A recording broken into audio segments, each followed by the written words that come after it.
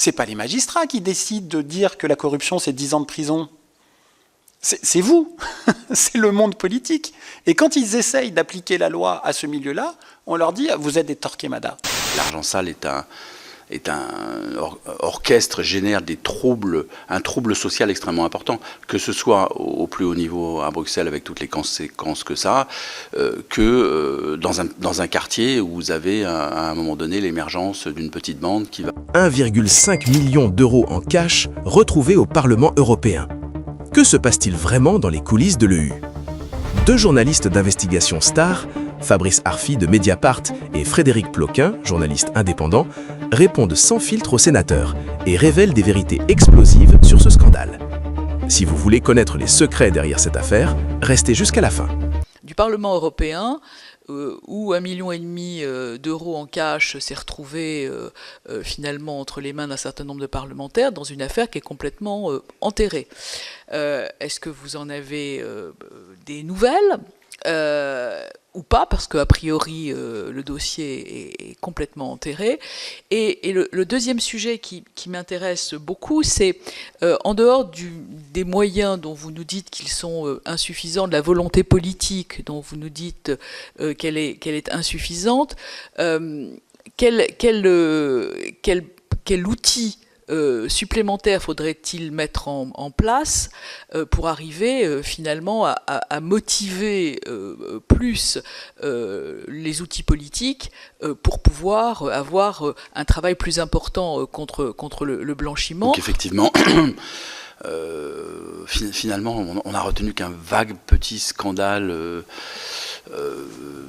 Ça a fait un peu de bruit en Grèce parce qu'il y avait quand même l'actrice principale du dossier de corruption était grecque, mais c'est très vite retombé. C'est quasiment, ça a été traité quasiment comme un soap-opéra, quoi, une espèce de micro-série télé, etc. C'est comme s'il n'y avait aucune prise de conscience réelle des impacts de ce genre d'affaires, parce qu'il faut bien s'en souvenir, mais je crois qu'on l'a déjà dit, mais l'argent sale est un orchestre, génère un trouble social extrêmement important, que ce soit au plus haut niveau à Bruxelles avec toutes les conséquences que ça a, que dans un quartier où vous avez à un moment donné l'émergence d'une petite bande qui va complètement déstabiliser le rapport au travail, le rapport à l'argent. Ça fait des dégâts sociaux considérables. Vous savez, à chaque fois, moi je le répète, dans les quartiers où circule l'argent sale, il ne bénéficie pas à tout le monde, cet argent sale, il faut le rappeler.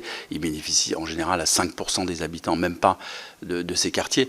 Mais ça fait des dégâts beaucoup plus importants qu'on croit de voir se pavaner des gens qui, dans le quartier, circulent avec des automobiles que personne ne pourra jamais s'acheter, ont un train de vie absolument considérable.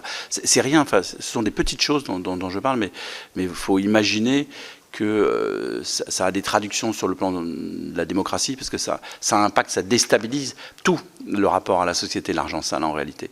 Je présume que quand on est parlementaire, on entend toujours on manque de moyens ici, on manque de moyens là, et que tout ne se résout pas par combler les manques de moyens, etc. Mais on ne peut pas faire l'impasse là-dessus. C'est ça que je veux dire. C'est que on a cité deux offices policiers, l'OCRGDF, l'OCLIF, interroger leurs responsables. Il leur manque des dizaines d'enquêteurs. Des dizaines. À l'OCLIF, ils sont censés être, je crois, 120 ou 130, ils sont 70. À l'OCRGDF, ils sont 60. Dans les deux offices, je crois qu'ils n'ont jamais été aussi peu de toute leur histoire. Bon.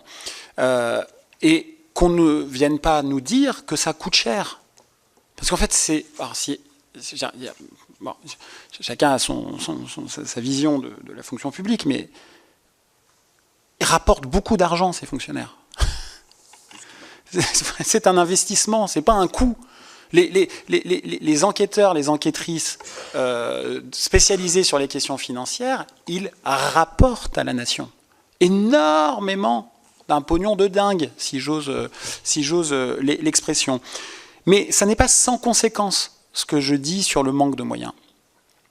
Depuis la loi Sapin 2 de 2016, a été introduit dans le droit français un concept très anglo-saxon de justice négociée, avec ce qu'on appelle la convention judiciaire d'intérêt public. Je ne suis pas là pour dire c'est bien, c'est mal, hein, mais je vais vous expliquer moi ce que j'en vois d'expérience.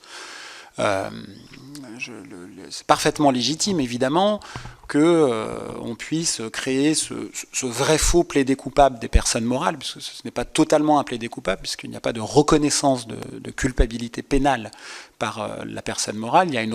C'est une coquetterie législative, il y a une reconnaissance des faits, susceptible de... Bon. Mais ça permet, c'est vrai, dans un certain nombre d'enquêtes financières, de récupérer très vite de l'argent qui manque au trésor public.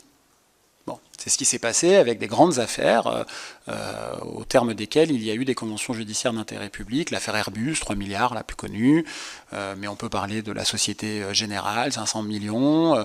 Il y en a aujourd'hui une bonne vingtaine, dont d'ailleurs les ordonnances de validation sont disponibles sur le site du ministère de la Justice.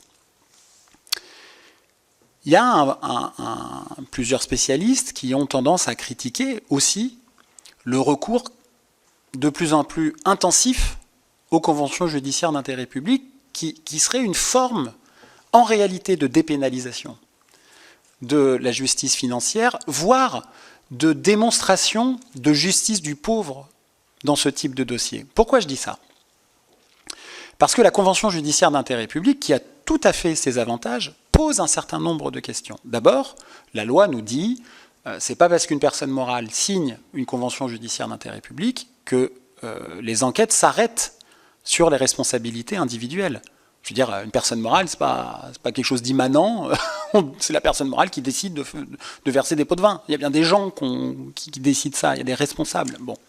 La réalité, c'est que, sauf erreur de ma part, et vous pourrez vérifier, je ne connais pas une grande affaire où il y a eu une convention judiciaire d'intérêt public, où il y a eu la poursuite de l'enquête sur les responsabilités individuelles. C'est comme si, au nom de la CEGIP, on abandonne en réalité, on remet tout en bas de la pile, la responsabilité individuelle. Qu'est-ce que ça veut dire, ça ? Et là, c'est le libéral en moi qui parle. Ça veut dire que, en fait, la corruption, les atteintes à la probité, sont chiffrables désormais. Ça veut dire qu'on fait payer aux actionnaires le coût des dérives des individus et des dirigeants. Ça veut dire qu'on peut prévoir combien ça peut coûter. Ça veut dire qu'on peut provisionner. Ça veut dire qu'on peut, c'est pour ça que je vous dis que le crime s'adapte, on peut s'adapter. Et pourquoi on a recours à ce point aux conventions judiciaires d'intérêt public ?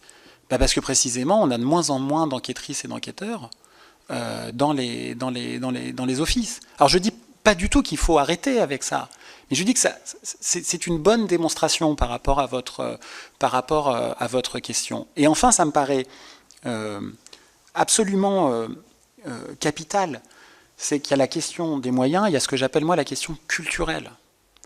C'est grand public.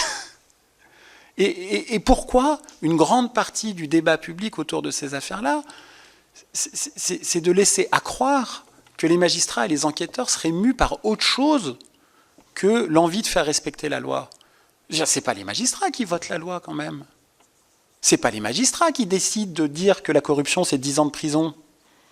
C'est vous, c'est le monde politique.